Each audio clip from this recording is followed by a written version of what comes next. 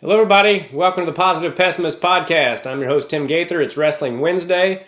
My guest today is Bob Warkentine. Bob Warkentine was a longtime coach for Salina South High School. He's in the National Wrestling Hall of Fame. He had a ton of studs. He was the coach for Bo Manus, the four-time undefeated state champ I had on last week. Really looking forward to talking to him, so let's bring him in. So how you doing? Are you retired these days? You know, I've retired like 3 times, and I'm now working at the Jack Tennis Center as an assistant tennis pro. Okay, awesome. In fact, I just got off the tennis courts. Nice. Is that how you stay in such good shape? You know, I tell you what, that's a lifestyle, isn't it? Yeah. I work out every other day, and I'm on the tennis courts the rest of the time. So, that's the way you're supposed to be. So you don't even consider playing tennis a workout anymore? You know, I still play tennis to compete. Okay. I play golf to relax. Okay. Cool. So you're a pretty active guy. How old are you now? 66. Okay. Well, you look great. People are certainly aging different than they used to. Well, I think so. I think I really still think it's the state of mind. Yeah. Yeah. The only time I really feel old is when I look in a mirror. Yeah, I'm probably in better shape now than I was in my 20s, to be honest with you, just because of, lifestyle and that kind of thing. It's important. It absolutely is important. Yeah. So. Do you find that there are a lot of similarities in coaching tennis and wrestling, as weird as that might sound to some people?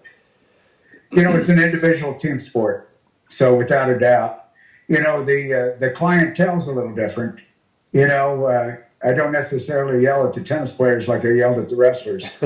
So, and the fist bumps but I love the intensity, and I love that individual team sport. That there's a lot of similarities. Yeah. Did both of your boys also play tennis? They worked for me. They did play tennis. Both of them were decent tennis players. They were a little bit better wrestlers. Yeah. Yeah, they were great wrestlers. I know they both made the finals at high school state. Did they both win high school state? Yeah, they both won as juniors. Okay. And then senior year, one got third and one got second. Is that right? Yeah. In fact, my oldest, got beat in the semifinals by Devin Bain. Okay. He'd won like 60 straight. And, in fact, we even talked about it. He'd won it as a junior. In fact, he was beating Alan Hankins in the finals his sophomore year and got thrown in the last maybe 5 seconds, 10 seconds. And then he came back and, pinned a kid out of Topeka Seaman. Can't think of his name off the top of my head. In like 30 seconds at junior year. Then his senior year, he gets beat in the semifinals. That's a lesson. That's a tough lesson to learn. That evening, we sat down, we talked, and I said, it's you've had a great career, and the unique thing about careers, people only remember how you finish. Yeah. And I said, you can finish. I said, you get to choose. It's your senior year. And I hope you choose the way I brought you up, and to finish strong. And, he had to go out and win a consolation semifinals and then win the consolation finals. That's pretty tough for a senior, especially when you're the defending state champion. And to this day, Tim, I tell him how proud I am how he finished because his third place match, he beat Keon Karoma out of Winfield, who won the state championship the next year. Yeah. I think he won it twice, didn't he, Keon? I think so. What a great kid. I think he was voted Senior Wrestler of the Year the next year. So that third place match was like a 4-3 match. Yeah, man, 5A was freaking tough. I mean, you just rattled off some names that Eric, right? That's who we're talking about? We're talking about Jason. Okay. So Jason had to wrestle Alan Hankins, Keon Karoma, Devin Bain. I mean, those are all three of the best guys to ever come out of Kansas. I mean, genuinely. Yeah, you're exactly right. In fact, his sophomore year, he had Josh Roberson in the quarterfinals. Okay. And I told him, I said, man, I tell you, if you even place out of this bracket, it's going to be great. And he ended up wrestling Alan Hankins in the finals. And like I said, probably should have just stayed away from him with 15 seconds to go. But great, Alan Hankins, what a great kid. Yeah. And it was a great match. So on the other side, Eric, God, I tell you, he was tied up with kid out of Mark City, Faust. Oh, yeah. With 10 seconds to go, shoots in, lifts his leg up, and goes for the trip, and doesn't complete it, and gets taken down. So, in fact, to this day, I haven't watched the match. Oh, really? It's too painful. How cool is that to have both of your kids win a state title in the same year? Well, they didn't win it in the same year. Oh, they didn't. That's right. They're not twins. Yeah, they both won their junior years, and that was kind of a interesting thing. The thing about any sports, you have the thrill of victory, but man, you also have the heartache. Yeah. And how you deal with that heartache. I've dealt with a lot of kids and a lot of even adults that heartache hurts so bad they don't even want to try. Yeah. And in order to be a champion, man, you've got to be willing to experience that heartache. Yeah.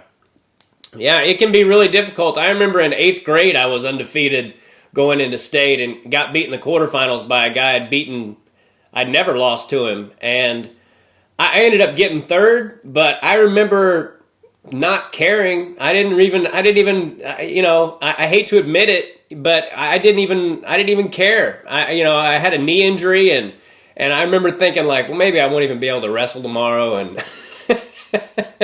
and I did, and I'm glad I did, but, it's a hard thing. And I think at every level, whether you're in kids or high school or college, I've seen people, they lose and they were expecting to win it, and that's all they wanted, and it's hard to come back from. Some people get beat out, like I remember the guy from Iowa that was a 2-time defending champ, 3-time finalist, McDonough. He got beat out his senior year, because of something like that. So it's a testament to you as a coach that you were able to, talk them off the ledge, so to speak, and it sounds like they were probably pretty good mentally anyway.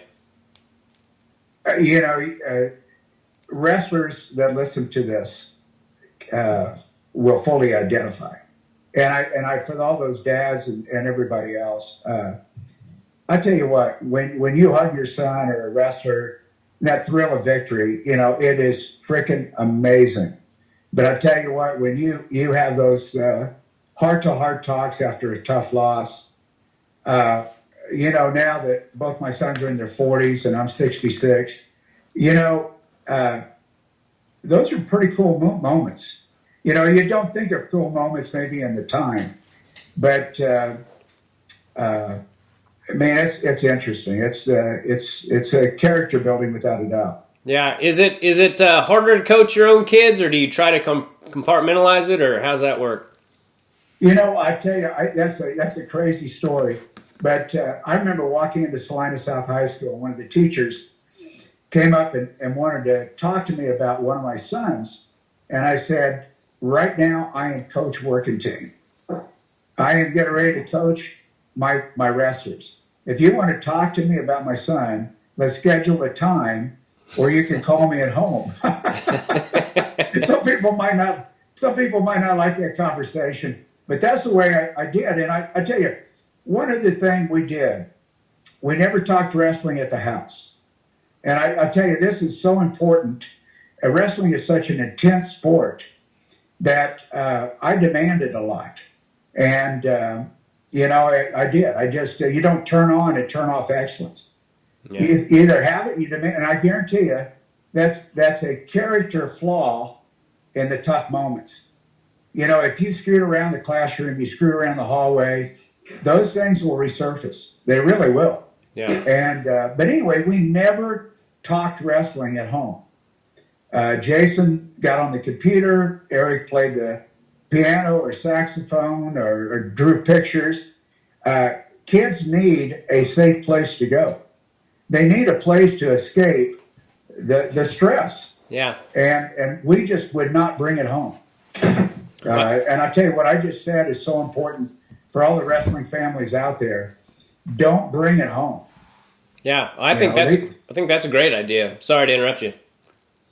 That's okay. I believe me, I've told a lot of young wrestling families and dads that, my God, if you want your son or daughter to love the sport, there's a time and a place. But yeah. Were you the kind of coach that wrestled with his guys? Were you a wrestler? Well, I still had the cauliflower. I wrestled every practice. Nice. And, you had Bo in the room. You talk about I tell you, the best wrestlers hated to lose at anything. When we did sprints, Bo never lost. Oh, wow. When we did the takedowns, you got to get 10 takedowns before you leave the room. He was the first to leave the room. It's that's kind of the cool thing about it. So yeah, I wrestled every practice. Yeah. I tell you what, I remember walking into a wrestling meet and I had black and blue marks on my face. And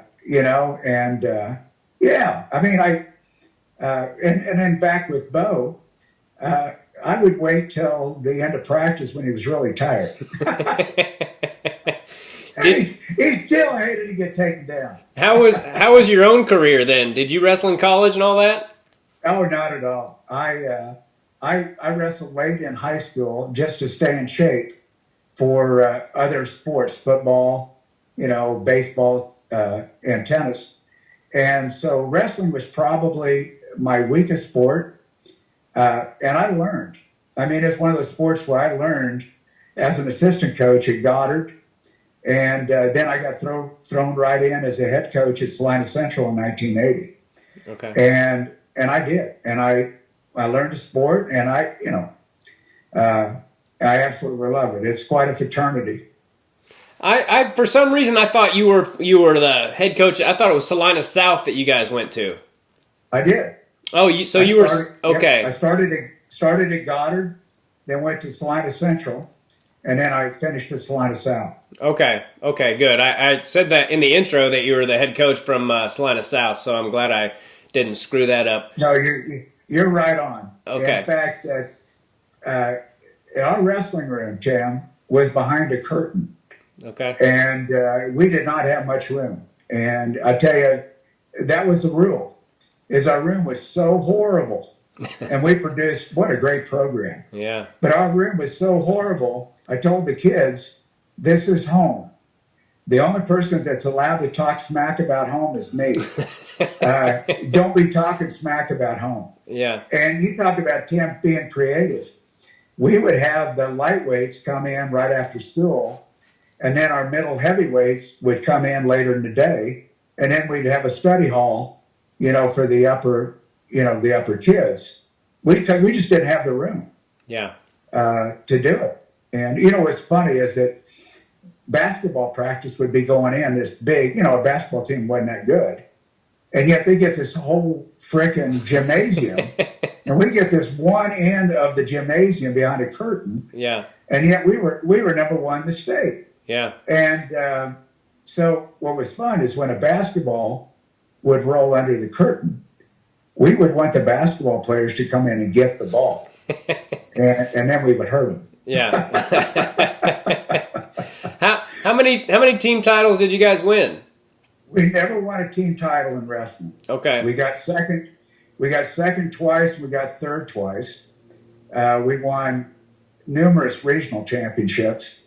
But anytime you got Arc City in 5A, yeah. Tim, there was one time where we scored 160 points and got second. I think I remember that.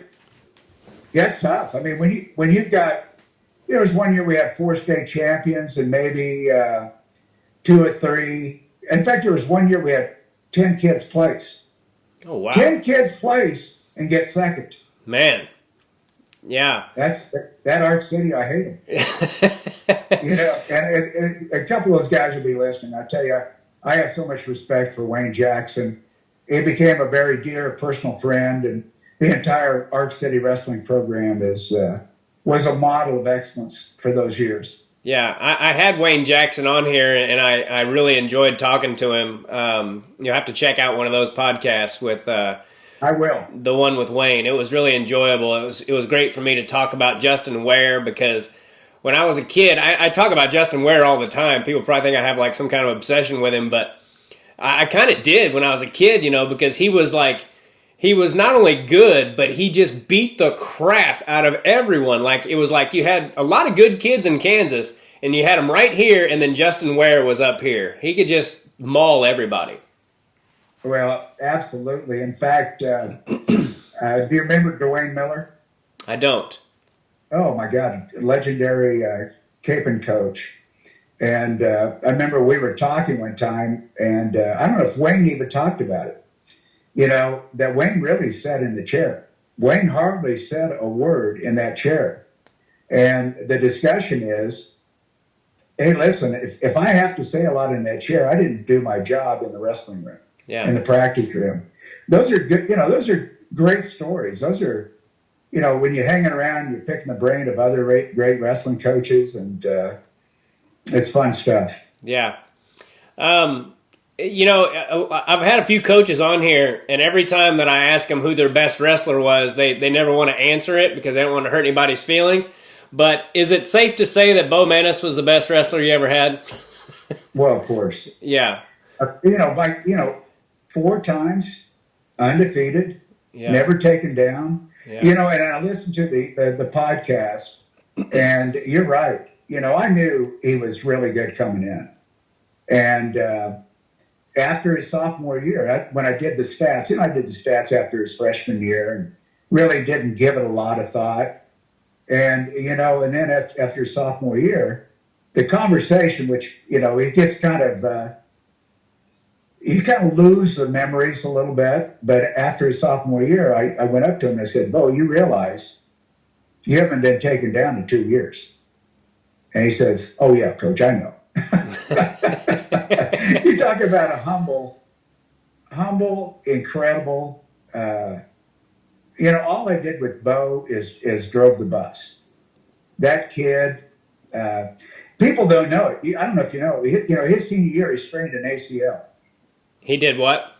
He strained his ACL. Okay. No, I didn't know. His senior year, wrestling Dustin Spalding at Newton. So he actually set out most of his senior year. Okay. And maybe the last month, which really cost the 2 wrestlers on above him and below him didn't get a practice with him. And I really think it really cost those guys from maybe being state champs because Bo made everybody in the room better. And so he really set out. Man, you asked him about close calls, about being taken down. I could tell you every one of them. Oh, yeah. And he threw in a heck of a whizzer against Charbonneau, from Clay Center. And I tell you, I officiated a lot of wrestling, and that was close. That was really close. He threw in that whizzer at the end. Yeah. But yeah, without a doubt, Bo, and what a great young man. He was as great a young man he is a wrestler. Yeah, it's hard to wrap your brain around the fact that he didn't get beat in Kansas from age 6 all the way through high school. I mean, his record, including college, had to be like 600 and something wins to around 30 losses, including 4 years of Division I. You go back to that. The very, very best athletes I've coached and had the privilege of coaching, regardless of the sport, carried themselves a certain way. I talked about it, you don't turn it on and turn off excellence. You demand it from yourself. And Bo did, and he still does, even in his life. I can't say enough about the young man. It really does. And he's such an example. Tim, I could talk to you hours and hours about stories and things, but he did, and I'm very proud to have coached him. Yeah. what made him so good? Like from a just pure wrestling standpoint. His balance was impeccable. I remember, we were at Hayes and a kid shot in, had his leg up, and he hooked up the underhook in the head and set back and hit a roll and stuck the kid. Honestly, his balance, you could feel like you'd have him out of position. And he just knew where he was all the time. Yeah. And he had a mean streak too. I mean, he won't admit it, but I'll tell you what, if somebody got in deep, that was the last time they were going to get in deep, and you know what I mean. Yeah. He just demanded out of himself, and just what a great man. But when you're talking about wrestling, I go back and I've had so many great kids, other than Bo, that were state champions. That worked their fannies off, and I've had kids that worked their fannies off and got sixth, and fifth and fourth and third. And every one of those matches, man, I tell you, that's just exciting and thrilling. And I tell you, that the cool thing about it, and I said it at the start of the interview, wrestling is a fraternity. And I sincerely loved every one of those kids that wrestled for me. Very demanding. And they'll always be family. Yeah. Speaking of Bo, I think he told me that the closest match he had was 6-0, and that was over somebody you mentioned, Dusty Spalding, who was also a 4-timer. I wanted to ask you, that was also in the time of Robertson, Zach Robertson, and whose brother was on my college team for a year. So he had told us about how good Zach was, and at that time he was like an 8-time Kid State champ or something. I know you're probably a little bit biased, but who do you think would have won that match?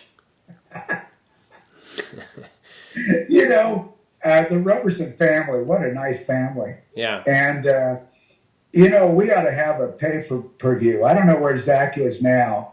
And I think Bo would be up for it. What do you think? We could do a pay-per-view and put those guys on. I don't know whether they could fit into singlets. Well, but yeah, I would love to have Zach on sometime. But and I would love to watch that match even now. But in high school, who do you think would have won? I remember asking Pete Rose, when I talked to him one time, who was the best player ever played against, and he said, and no offense to you, Tim, that's a stupid question.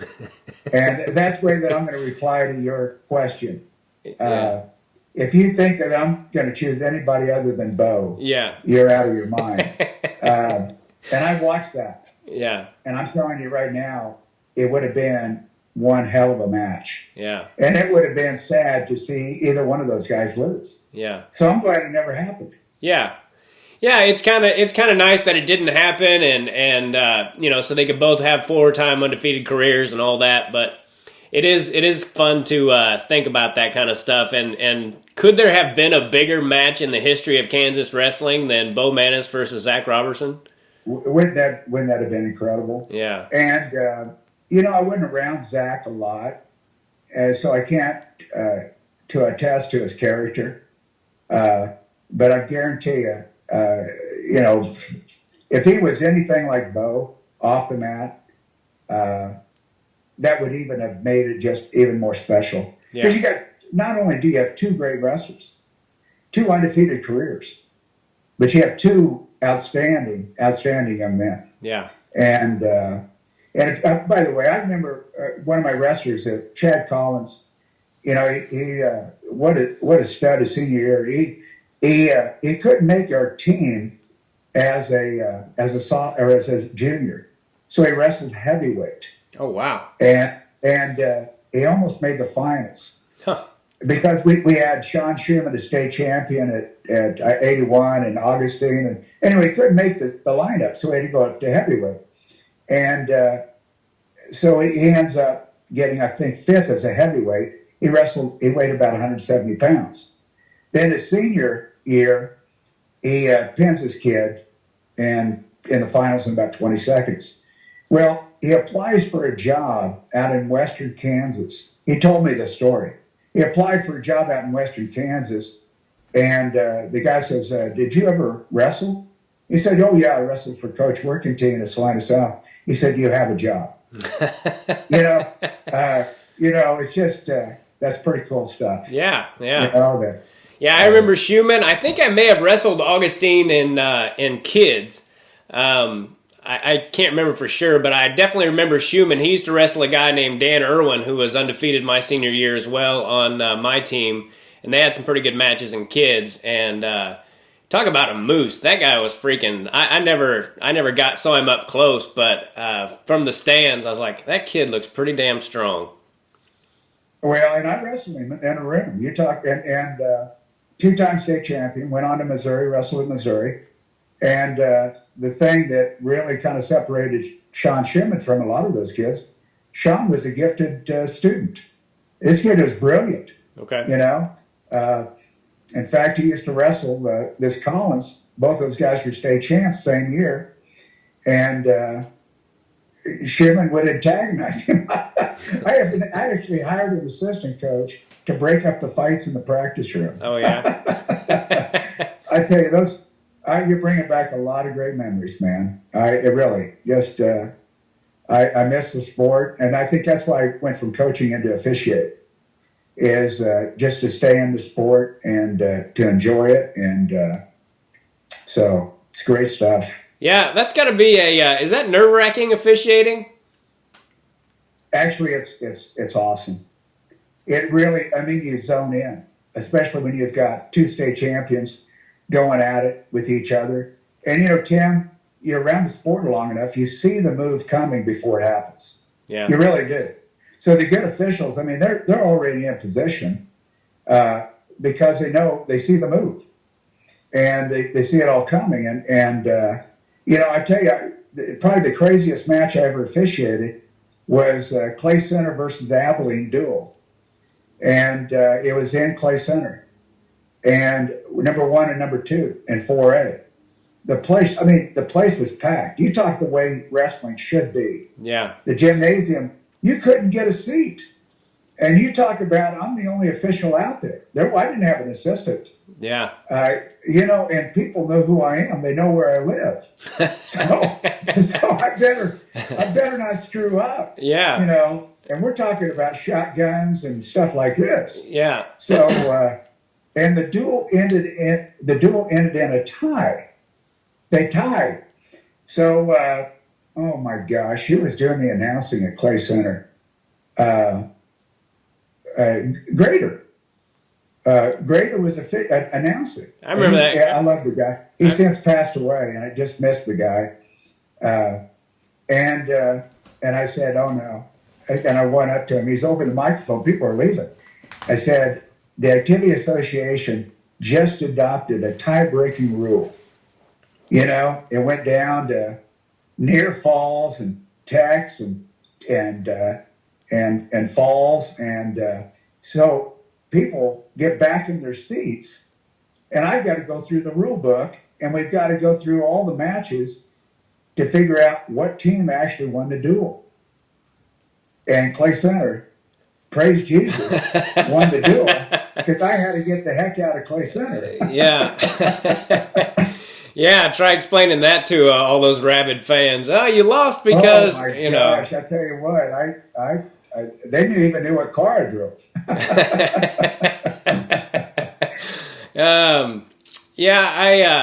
I remember a guy named Jeremy Vath. I know you weren't his coach, but what do you remember about him? Because my senior year, I went undefeated, but I was 6A and he was 5A, and I know how good Jeremy was. And I always wondered, I talked to a couple people that I had wrestled. John Moses and I had both wrestled, John Moses had wrestled Vath, and then I beat John Moses in the semis my senior year. And, I always wondered, I think any other year that I probably would have lost to Jeremy Vath, but my senior year was, I don't know, I was kind of destined to win it, I think. What's your memory of Jeremy Vath? I always wondered if I could have beaten him my senior year. Well, I remember watching you wrestle too, young man. Oh, you do? And so Jeremy Ashley wrestled my youngest son, Eric. Okay. And yeah, I remember we went to Junction City one year. There was Scott Tremblay out of Topeka West, state champion. Bath, state champion. And then my son, Eric, had just come off from winning the Beloit tournament and beating Johnson from Stockton, who was a state champion. Yeah, I lost. Yeah, I lost to Johnson one year in the kids' state finals. Yeah, so you know the names. Yeah. And so all three of those guys are in the same bracket. So here I am at the seeding meeting, and of course I want Johnson and Bath to wrestle in the semifinals and have Eric opposite, and wait in the finals. Mm-hmm. Well, Gary Harding said, Bob, if you want to argue so much for your son, let's just have Jeremy and Eric wrestle first round. Oh, Gary Harding. I love the guy. Yeah. And I said, no, Jeremy can have the 1 seed. We'll wrestle Tremblay and Scott Tremblay in the semifinals. And I mean, you're right. Bath, what a stud. What a stud. What a great kid. Of course, he wrestled for the wrong school. He should have wrestled for me. Yeah. And I'll tell you what, if we would have had Bath, we might have knocked off Oak City. Yeah. We really, just one more wrestler is all we needed. Yeah. But you would have had your hands full. Yeah, I definitely would have had my hands full. You really remember watching me wrestle? Oh, of course. Okay. Of course. Like in kids or high school? High school. Okay. All right. Yeah. Yeah, I always kind of wondered that, and that's what kind of stinks about high school wrestling is how they bust it up like that. I mean, I'm glad that I won a state championship and everything, but I would have liked to have seen if I could have beat the other two state champs from 4A and 5A, and then you got 1A through 3A too. Those small schools, that don't have anything else to do but wrestle, they're pretty freaking tough too. Yeah, Grand State really worked in wrestling. Yeah.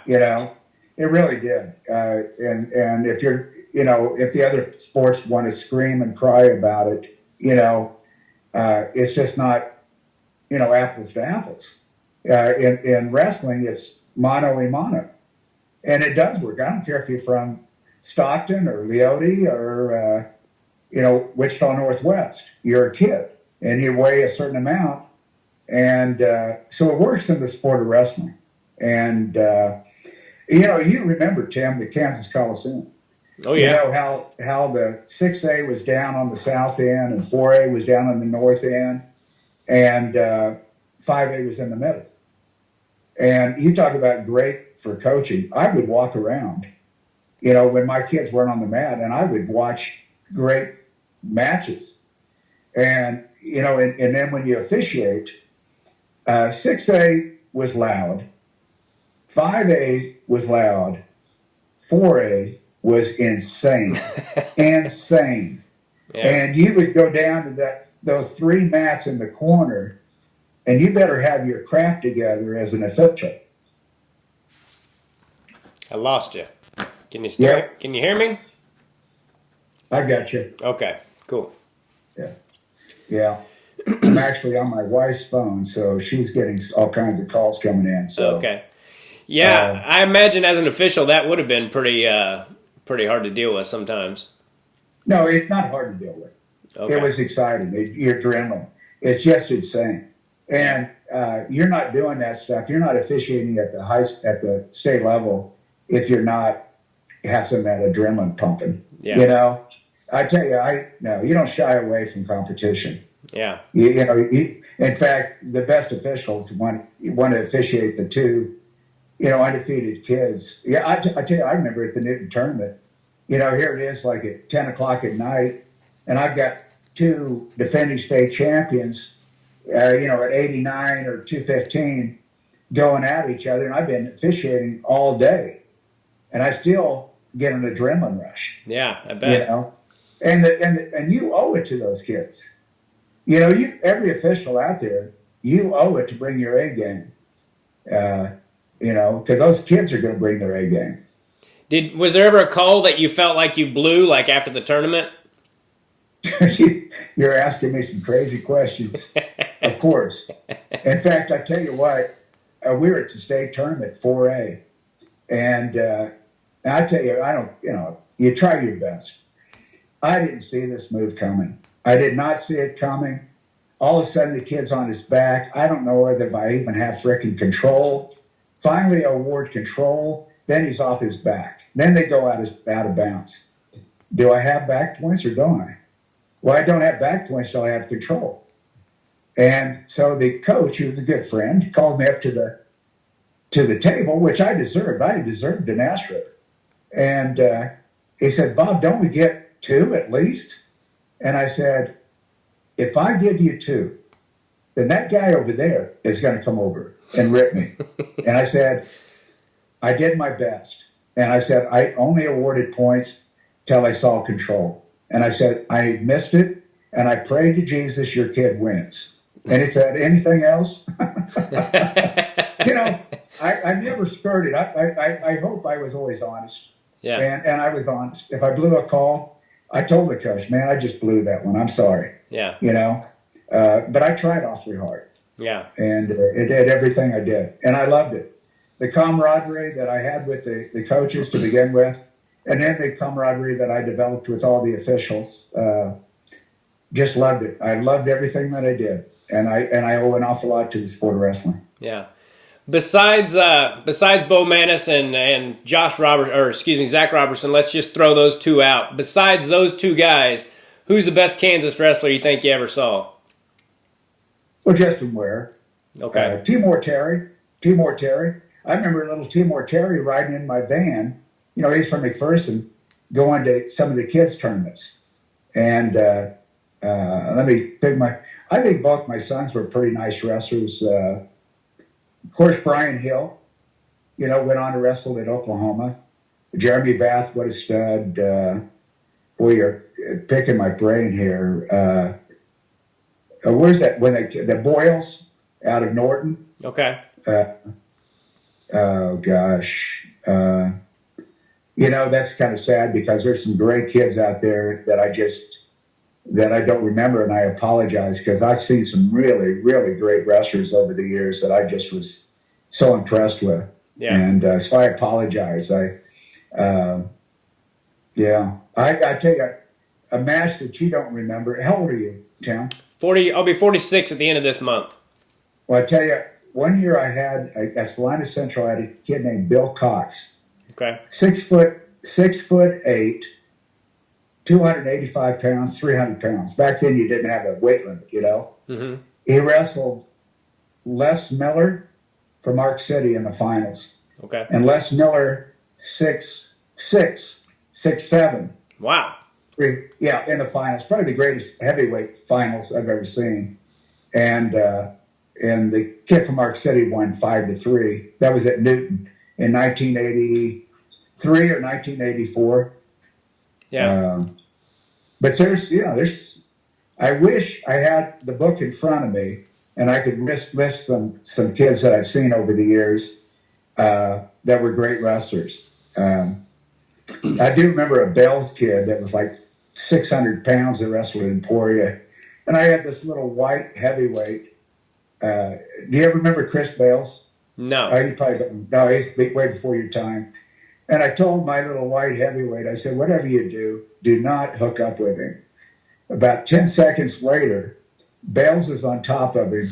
We can't even see my kid.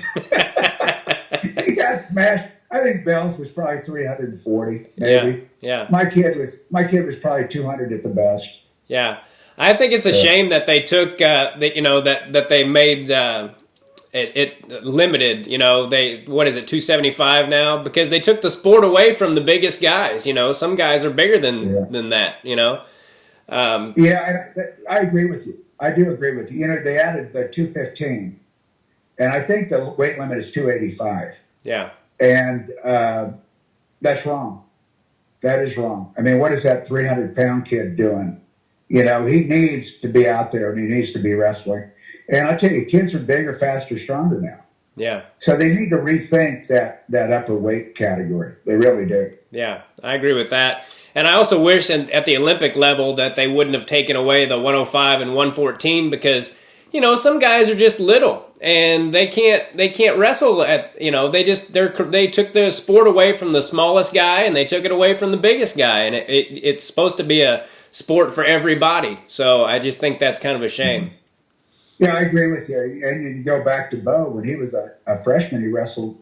Really unique. I think God was smiling at Bo, although I probably think he would have won it anyway. Yeah. They had a Division 100 pounds, and that was the only year they had it. Was 100 pounds. And in fact, Bo wrestled a senior from Cape and Mount Carmel. I forget his name in the finals. That I guarantee you had muscles on top of muscles. And here's this little Mexican kid wrestling, and Bo dominated him. Yeah. But, 100 pounds. Yeah. What was that kid's name? Do you remember? Oh, my gosh. Bo would know. Was it Pat Takano? Does that ring a bell? That's it. Okay. That's it. All right. That's it. I don't know how I remember that, but I do. Oh, my God, Tim. That was good. You picked that one up. Yeah, thanks. Yeah. Do you remember how strong that kid was? I don't remember anything about him at all. I just remember the name and being that's probably it. Yeah, he killed everybody in the Wichita area. Okay. And I think Bo was probably a little afraid of him. Because I tell you honestly, this kid had a wife and children. That's how mature he was. And there's this little Mexican freshman. Yeah. Yeah. In fact, I tell you, I remember Bo. He was getting ready to wrestle his challenge match at OU, and so we were talking back and forth. And he says, "Coach, I'm getting ready to wrestle so and so to make the varsity." He said, "This guy is 27 years old. He does have a wife and children. He's got 2 or 3 tattoos." He said, "It doesn't look good for the little Mexican." Yeah, I remember wrestling a kid in 7th grade who had a tattoo with like a heart with like a knife through it. And I saw him out in the parking lot smoking before our match, and he had this long hair that was like crimped. And that kid was tougher than hell for the first period, and then he ran out of gas and was no good anymore. But I remember seeing him out in the parking lot at 7th grade. He's out there smoking, and I'm like, I gotta wrestle that dude. He looks like my dad. Isn't that good stuff? That's I tell you, those tattoos. When you're a freshman to sophomore, and this guy's got hair all over his body, Yeah. and his girlfriend's got a little baby in his arm. You're talking about getting a little scared. Yeah. Is there, I know you saw a 1,000 great matches. Was there one that stands out in your mind as the best high school match you ever saw, whether you coached it or reffed it or just watched it? Boy, nothing comes to mind. I remember some great finals at Newton, great finals at Beloit, great finals in the state tournament. Nothing really sticks out in my brain. You're talking about years and years and years. Not really. I wish I could, come up with something specific, but no. I just, there are just so many matches that I've seen over the years. Of course, my recollection really morely goes to when you asked that. Honestly, I remember a kid named Scott Meyer who was wrestled for me. That was he was like 4-20 as a junior, and he worked his fanny off. And his senior year, he developed a low single. And he ended up beating a kid in the consolation semifinals. That means he's going to place. And he beat a kid that he'd never beaten before in his life. And I remember him running over and jumping in my arms. In fact, I sent him a message on Facebook. I said, I just remember that, and he said, "God, Coach, you got a great memory." And Tim, when you ask me about great matches, that's where my brain goes. It really does. That's watching some of those matches. I remember Sean Schumann when he beat a kid out of Cape and Mount Carmel in overtime his junior year to win the state championship. I just great stuff. Yeah. That's where I'm very partial from that aspect, I guess. Yeah. Well, understandable. Sometimes the finals weren't always the best matches. Sometimes the semifinals or something like that were the best ones because just the way the bracket shook out. Sometimes you'd have guys in the finals that you're like, how the heck did that guy make it to the finals? And I tried to get the Coaches Association. You have the regional champions, and I talked to all the coaches when I was coaching about why can't you, instead of having this activity association, put it randomly, A, B, C, and D. And why can't you see those 4 regional winners? Well, I don't know why you can't. Yeah. And if you can't, then put it in a random draw. But as coaches, if we know, like the year that my son Jason wrestled Devin Bain in the semifinals, that should have been in the finals. 2 defending state champions. They should have met in the finals. Yeah. That would have been a hell of a final match.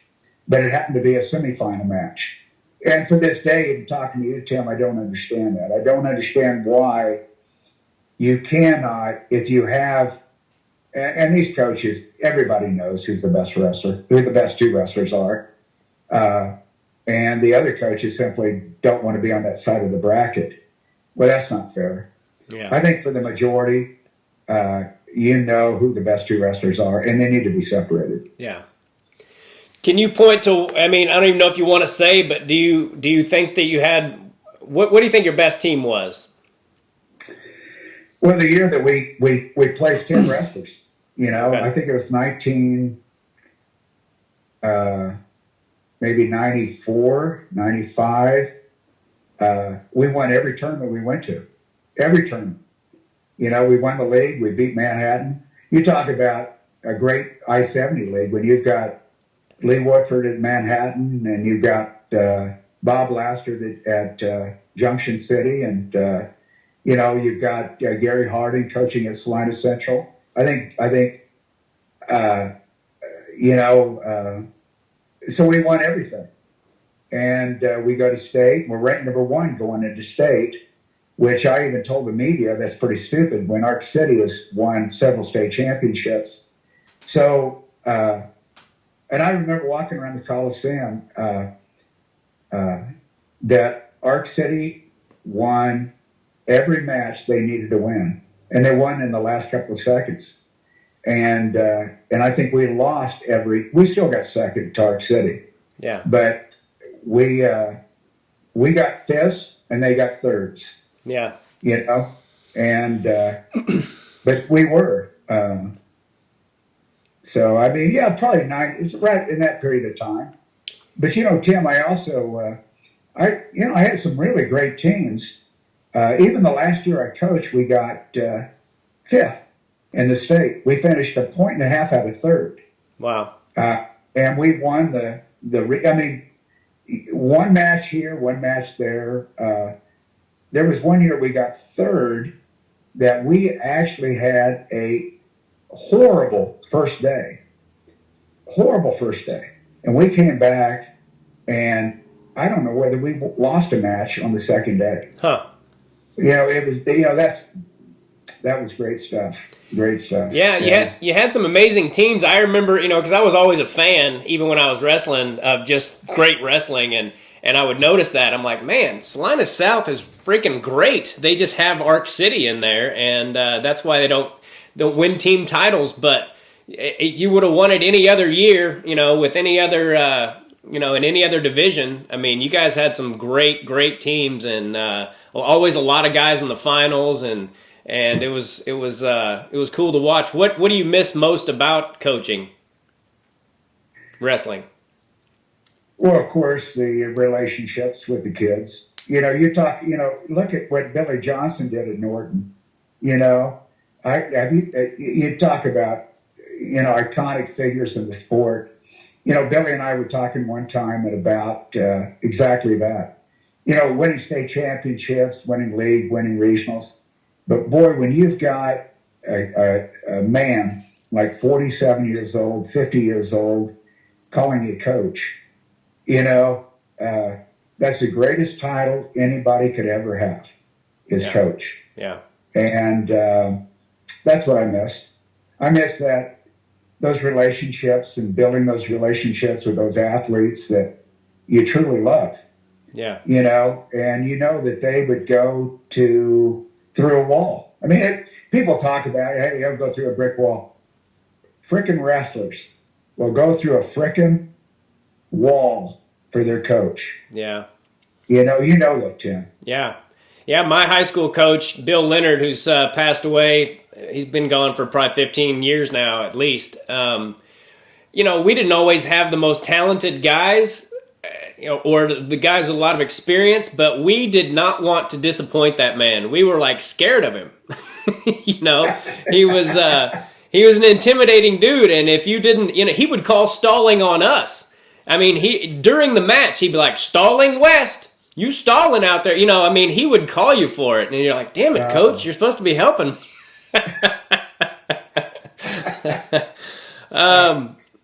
That's good. What I hate to do this to you because I'm going to have to get off in a minute because I'm talking to.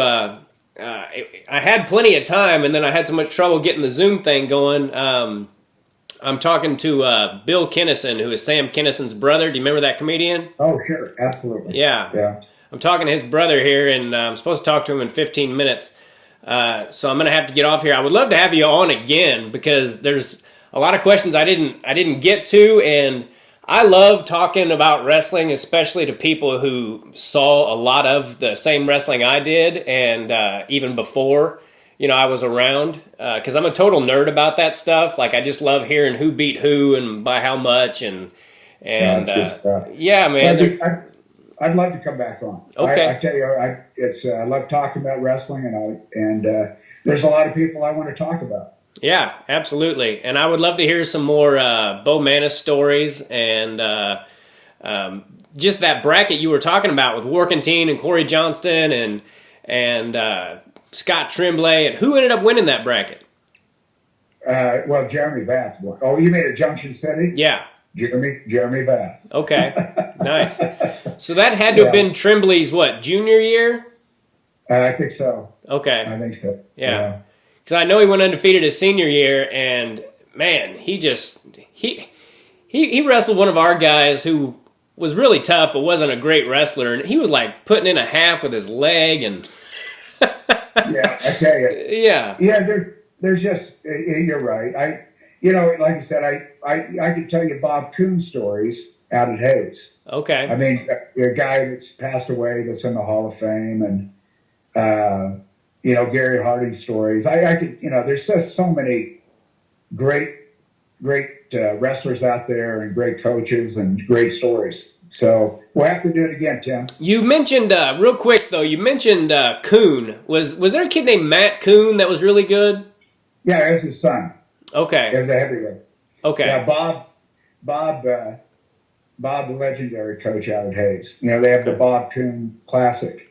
Okay. Wrestling tournament out there, and Bob was a very good friend and passed away several years ago. And so, yeah, great stories. Well, again, I feel bad that I have to get off here, but is there anything you'd like to say before we do?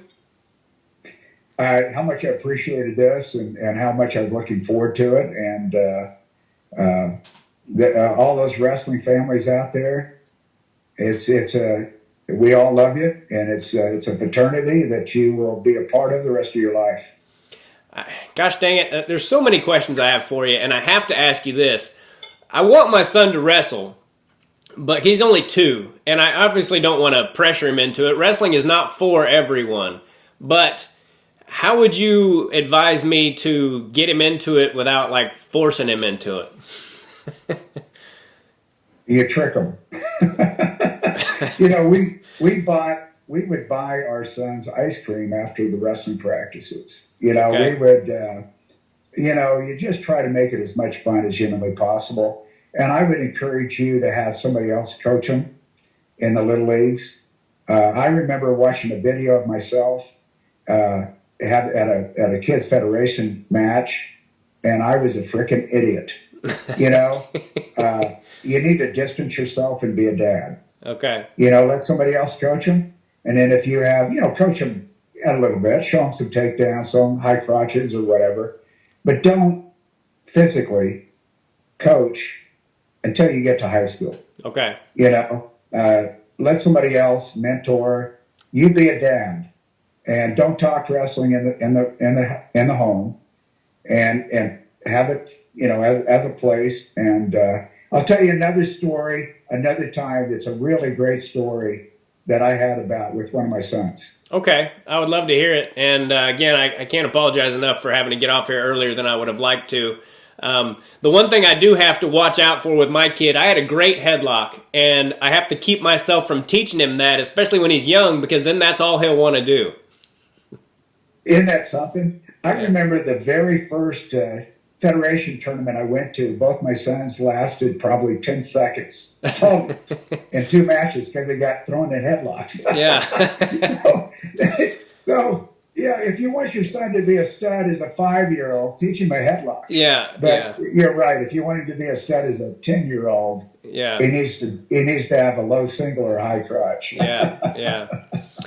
Well, it was a pleasure talking to you, Coach. Thank you so much for taking the time to do this, and I'll let you know when it's up. It'll probably be next week. I just had Coach Eldon Edwards from the old Derby coach on, and he'll probably be tomorrow, and then I think yours will be next week, and then I'm going to have Nathan Tomasello, and I've got some great people coming up, so I really appreciate you taking the time to do this. Yep, just let me know, and I look forward to watching. All right, God bless you. Have a good day. Okay, you too, Tim. Take care. Bye-bye. Bye. All right, everybody. Bob Warkentine. That was a lot of fun for me. I wish I had more time to talk to him. I hate the fact that I had to cut that short. We had a little trouble in the beginning, the whole Zoom thing, but I hope you guys enjoyed that. I really did. What a great guy. And man, we didn't get to half the questions I had for him, so we're definitely going to have him back. As always, go to makingithappen.com, MACANithappen.com, help out little bow making, and subscribe to the channel. And I hope you guys are all doing well, and God bless all of you. Thanks for listening. Take care. Bye. Do us both a favor and click on that subscribe button.